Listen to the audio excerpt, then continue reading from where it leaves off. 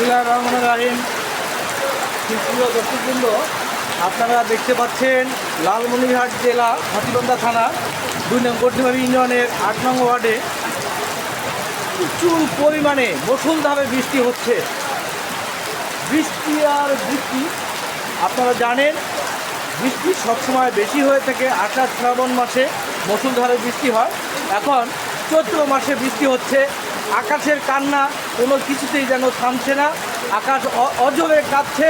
মানুষের ফসলাদি বৃষ্টিপাতের জন্য ভুট্টা ক্ষেতগুলি, ভুট্টা গাছগুলি মাটির সঙ্গে মিশে যাচ্ছে। কৃষকের অনেক ক্ষতি হয়েছে বৃষ্টি এবং বজ্রপাতের কারণে। ভুট্টা গাছগুলি হেলে পড়েছে। এই ভুট্টা গাছগুলি মানুষ কেটে কেটে নিয়ে যে গরুকে খাওয়াচ্ছে। এত পরিমাণে বৃষ্টি হচ্ছে। বৃষ্টি, it has been raining cats and dog. মুষলধারে বৃষ্টি হচ্ছে। আপনাদেরকে দেখানোর চেষ্টা করছি। বৃষ্টির জন্য বিশেষ করে খেটে খাওয়া মানুষের অনেক সমস্যা হয়ে গেছে। তারা ঘর থেকে বের হতে পারছেন না।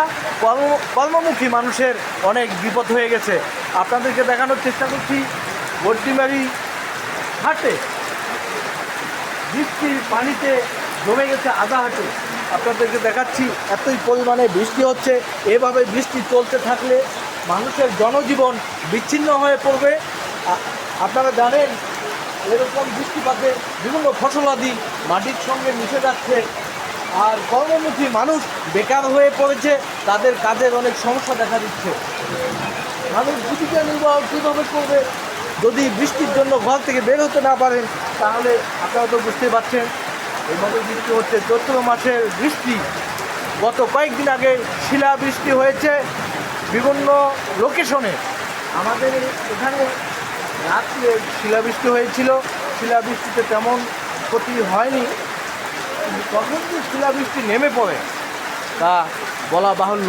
সুপ্রিয় দর্শকবৃন্দ, লালমনিরহাটের আবহাওয়া আপনাদেরকে দেখানোর চেষ্টা করছি। বৃষ্টি অঝরে আকাশ কাঁদছে। আকাশের কান্না কোনো কিছুতেই থামছে না। এভাবে চলতে থাকলে জনজীবন বিচ্ছিন্ন হয়ে পড়বে। সবাই ভালো থাকবেন, সুন্দর থাকবেন, সুস্থ থাকবেন, সবার দীর্ঘায়ু কামনা করছি। আল্লাহ হাফেজ।